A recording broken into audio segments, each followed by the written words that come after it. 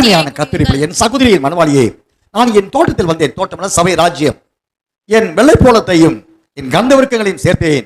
அந்த ராஜ்யத்தில் எப்படிப்பட்டவங்க சேர்வாங்க? என் வெள்ளைப்போளம், பூர்ண பரிசுத்தவான்கள். என் கந்தவர்க்கங்களை சேர்த்தேன்.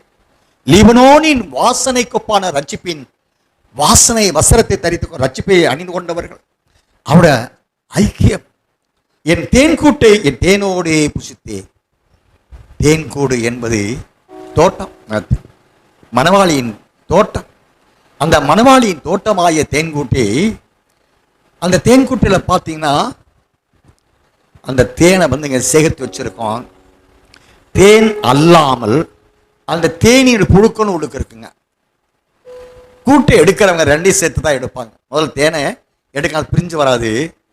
கூட்டை எடுப்பாங்க, அப்படி பிழிவாங்க, அதை வடிகட்டி சுத்தமான தேன் எடுப்பாங்க. மீதி உள்ளதை விட மாட்டாங்க, சாப்பிடுவாங்க. அதுதான் சுத்தமான தேன் என்றால் பூர்ண ரூபவதி. பூர்ண ரூபவதியானவர்களை தெளிந்த தேனாய் தான் சொல்றாரு. என் வெள்ளைப்போளத்தை என் கந்தவர்க்கங்களை சேர்த்தேன். என் தேன்கூட்டை என் தேனோடு புசித்தேன். தேன் பூர்ண ரூபவதியாகிய மணவாட்டியானவள்.